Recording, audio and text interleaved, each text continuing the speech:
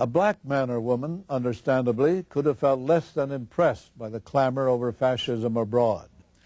What did the blacks have to preserve at home? Segregation was almost total. Even some lynchings continued. Yet they responded to the war with patriotism, working in defense industries, fighting for a democracy in which they did not fully share, and dying for the cause. We're glad to welcome you here today and into the United States Army. I got to go for the man called Uncle Sam. I got to cross the ocean wide.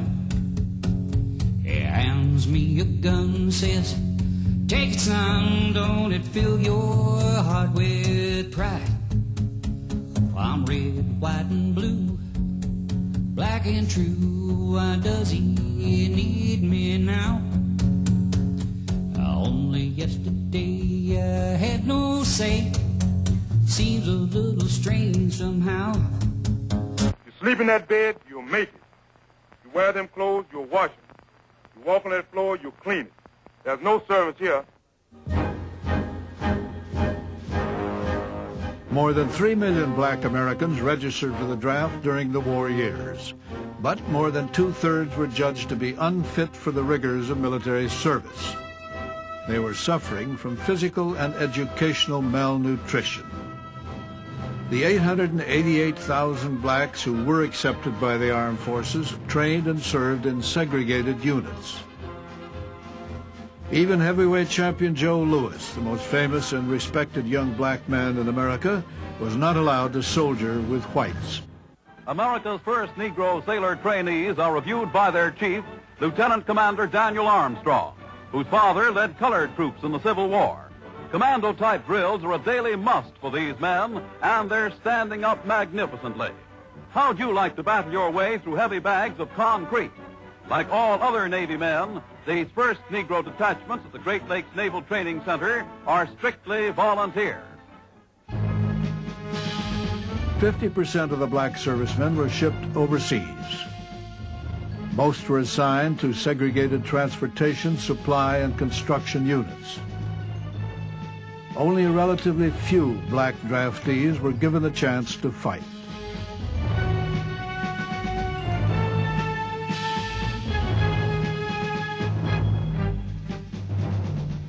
An all-black tank battalion landed in Normandy on D-Day and fought its way to Germany. In Italy, black infantrymen won 65 Silver Stars for bravery. Black soldiers in the Pacific fought their way from Bougainville to Saipan.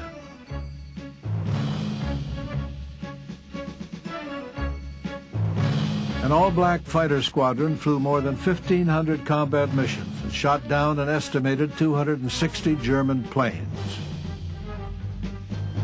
Most of the pilots had been trained to fly and fight Hitler's Luftwaffe at a racially segregated air base near Tuskegee, Alabama. He tells me fight for my country, give my life, just do it with my kind. He'll call me when he needs me sometime soon. Lord, has he lost his mind? Well, I'm red, white, and blue. It's my country too. I was ready to go before now. Why can't he see what he's saying to me? We could win this war somehow. I'm no different than you. I love my mama too. She asked me to understand. Sometimes I do, sometimes I don't, and I'm confused with the law of the land. Well, I'm red, white, and blue. I want my freedom too, but my brother needs me now. Why can't he see what he's doing to me? Together we could win right now. Together we could win right now. We could win this war right now. Black entertainers volunteered to produce special radio programs for black servicemen overseas. Mother says it's in the groove. Daddy says it's hot. Backwards, it spells Zilla Booze. Now, brethren, what have you got? You've got Jubilee!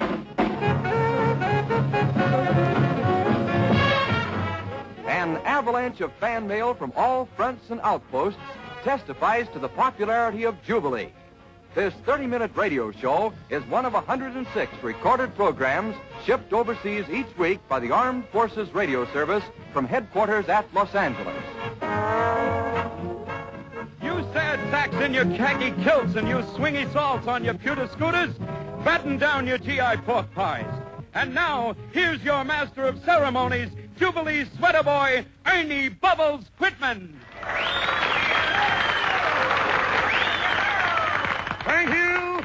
Thank you, devotees of the Limp Largo. With your permission, I'd like to do a few imitations. First, there's a familiar fellow we've all seen standing in track number 5 just before the 20th Century pulled out of Chicago for New York. And he goes something like this. All aboard! Train leaving for South Bend, Syracuse, Rochester. Coming, Mother!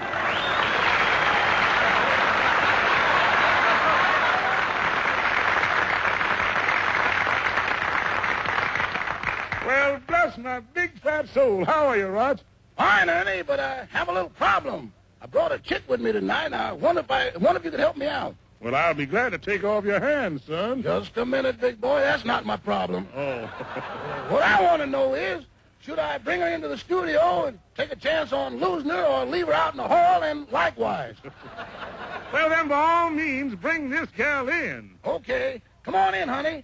Fellas, here's Lena Horne. You know, fellas, we here on Jubilee use a language that might sound off the cuff to some of you. When we dedicate a number to, say, Sad Sack Jack from Fond du Lac, a latched-on Jack and a khaki sack, woo! We say it that way because, well, I guess because we feel it's a little more personal. We send our hellos and our songs and our laughter, yes, and our hearts clear around the world to you. Then we say to ourselves, we know by your letters that in your spare time, lots of those same fellas hear our jokes and our music, and that makes us try all the harder to send you week after week the kind of entertainment that you used to look for back home. So keep letting us know what it is. This is your program. How about us telling everybody about consequences? Okay. Hear it, boys. Life's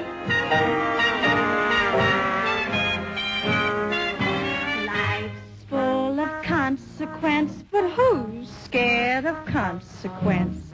Let's sip the honey while it's sweet. We could be messing round, but you is digressing round while I'm tossing nature at your feet. Why don't we mosey round? You could be cozy round a gal who could sprinkle you with spice. But how about the consequence? That old devil consequence.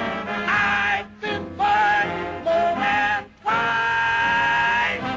And I'm that bad and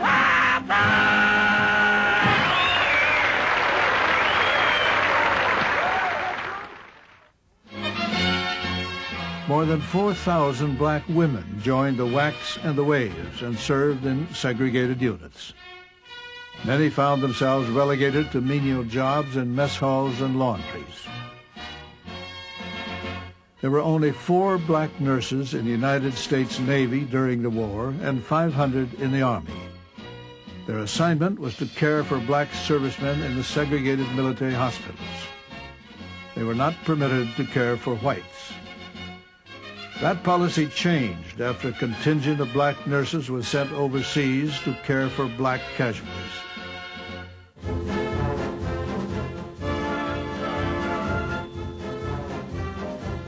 Upon their arrival in England, the nurses were welcomed by Brigadier General Benjamin O. Davis, the first black general in the history of the U.S. Army.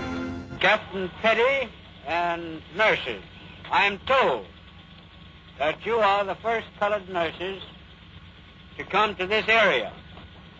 I know that you are going to live up to all of the traditions of your noble profession, and the American people expect great things of you. That month, most of the American casualties were white. The black nurses were ordered to care for wounded German prisoners of war. There was public outrage. Army hospital rules were changed, at least in England. But most racial discrimination went unchecked. German POWs were often treated with more respect than black GIs. But it was different at home. The black serviceman was a hero to his family and his neighbors.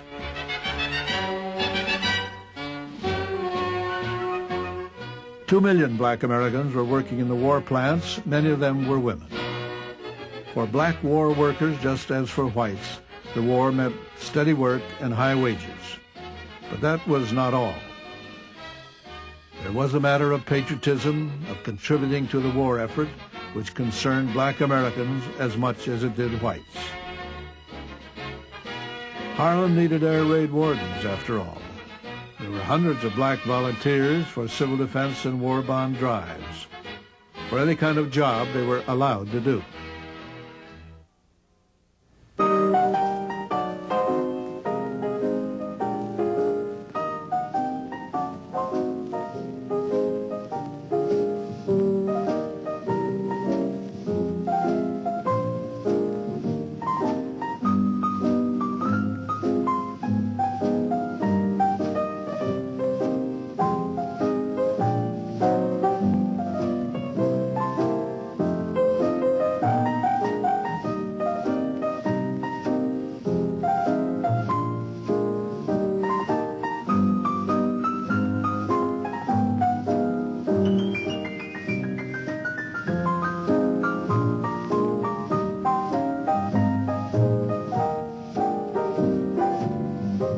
There was some agitation for civil rights during the war years, but not much. There could have been more. But the majority of American blacks felt, as did whites, that winning a war had priority. If Hitler wins, the NAACP told its membership, every single right we now possess and for which we have struggled here in America for 3 centuries will be wiped out. If the Allies win, we shall at least have the right to continue fighting for a share of democracy for ourselves.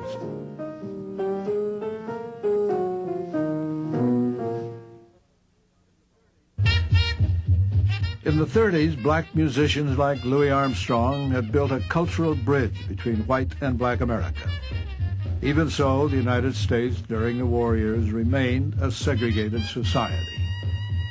Most white Americans thought that was the way the country was supposed to be.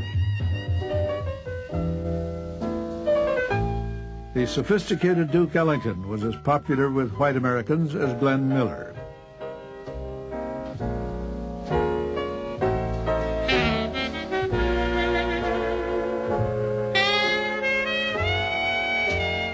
White Americans admired the talents of black musicians and entertainers, Eddie Anderson and Cab Calloway, Lena Horne, Billie Holiday. They continued to exclude most black Americans from the political and social system.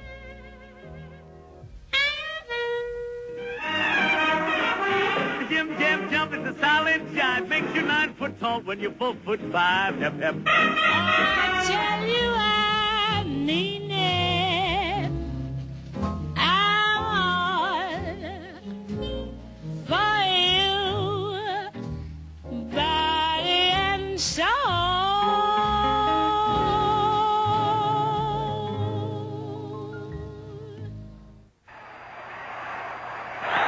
When Joe Louis defeated the German heavyweight Max Schmeling, many white Americans with no sense of irony saw it as democracy's victory over Hitler's doctrine of Aryan racial superiority. One documentary about wartime boom towns was unusually frank in depicting black poverty in the South, but racial segregation did not seem to be an issue for the government filmmakers. Mobile, as every American city of any size, had its slums before the war. But when a nation is at war, it becomes clear that the health and welfare of each affects the health and welfare of all. Lack of comfort, lack of rest, illness breeding in conditions like these mean time lost from production. Each citizen living poorly weakens the fabric of the society in which all of us live. These people and these conditions, too, suddenly become a problem to be faced in solving the health and housing complexities of a congested war town. Slum clearance projects had been the local private enterprise of a few high-minded, far-sighted individuals. But in Mobile, such projects as these have become one of the obligations of good government. They are rented only to certified colored war workers and are equipped with auditoriums, playgrounds, and day nurseries to take care of the children while their parents are working in the war plants. Even the nursery schools were segregated.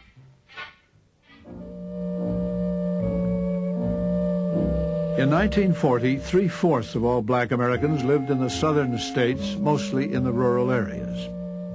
The war brought a tremendous shift in population as hundreds of thousands of blacks left their homes and went looking for war work. Those who found jobs in the cold industrial north were hard-pressed to find adequate housing. There was no paternalism in Detroit. Blacks found themselves competing with unsympathetic whites not only for jobs, but for a place to live. Racial animosity, which simmered beneath the surface of American society, erupted in Detroit in the summer of 1943. 25 blacks and 9 whites were killed in the rioting. 700 people were injured. 600 were put in jail.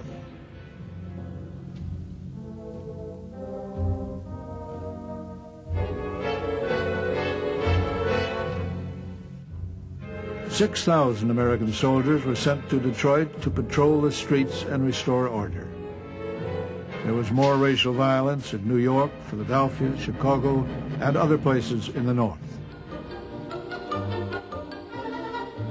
The National Association for the Advancement of Colored People enrolled 500,000 new members during the war. CORE, the Congress of Racial Equality, was founded in 1942 and staged a few sit-ins and demonstrations. But throughout the war years, most black civil rights leaders urged restraint in the interests of national unity. Many black leaders hoped that once the war was over, sympathetic whites like Eleanor Roosevelt would lead the nation towards racial equality. President Roosevelt, seen here reviewing segregated black troops stationed in Liberia, did not do very much for black Americans during the war years. National unity and winning a war, so he seemed to believe, required maintaining the racial status quo. Even so, he remained extremely popular among blacks. Not until Vice President Harry Truman succeeded FDR were the armed forces desegregated by presidential order. During the war, Lieutenant Ronald Reagan narrated a government film about Tuskegee's black aviators. Implicit was an acceptance of racial segregation. It's morning, 20 miles from the enemy. These are American boys going to work. The morning fighter patrol. Enemy planes. The odds are bad this morning, nearly 3-1.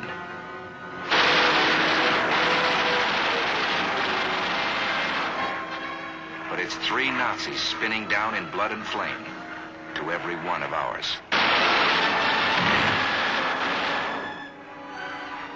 Routine morning patrol. They're good planes, wonderful planes. And their pilots are good, too. Yesterday, I fulfilled one of my ambitions as a combat pilot. I got 1 airplane. Deep inside Alabama is a famous school called the Tuskegee Institute. It was founded on July 4th of 1881. And since that Independence Day, it has graduated many thousands into agriculture, into science, into industry. This school was the first of its kind, and its founder, Booker T. Washington, was a pioneer who broke open a road for others to follow. This man had a dream, and the dream became stone. He lifted the veil of ignorance from his people and pointed the way to progress through education and industry. Close to this school, close to the work this man had done, the United States government determined to build an airfield. 3 years ago, this was just another farm in Alabama. More than trees had to be cleared away. There was misunderstanding and distrust and prejudice to be cleared away. 3 years ago, there was only an idea. But ideas are powerful things. And today, there are fighter planes flying overhead. In addition to fighter groups, a year ago, this field began to train men for medium bombers. And that, too, was a pioneer step. But one thing it proved: you can't judge a man here by the color of his eyes or the shape of his nose. On the flight strip, you judge a man by the way he flies. Here's the answer to Adolf and Hirohito. Here's the answer to the propaganda of the Japs and Nazis. Here's the answer: wings for this man. Here's the answer: wings for these Americans.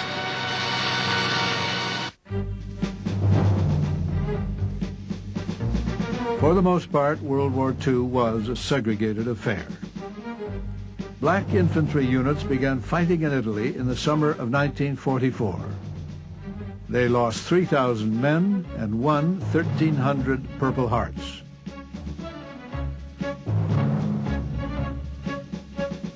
In the Pacific, black soldiers followed white Marines up the islands toward Japan, mopping up the battlegrounds and flushing out the last fanatical defenders.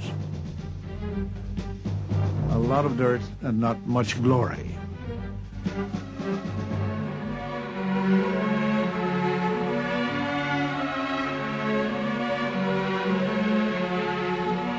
Death, of course, was the great equalizer.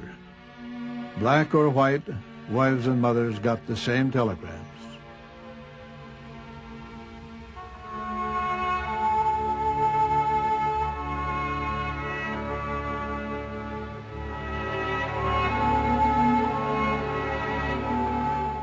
Franklin Delano Roosevelt died suddenly on April 12, 1945. Harry Truman became president and commander-in-chief of the armed forces. Nobody mourned President Roosevelt more than black Americans. He had been their one best hope, and they wept openly as the caisson bearing his remains passed by. Americans were united in their grief that day. The mourners stood side by side, black and white together. Roosevelt had personified the American war effort, and now he was gone. And Americans, black and white, wondered, what will happen now?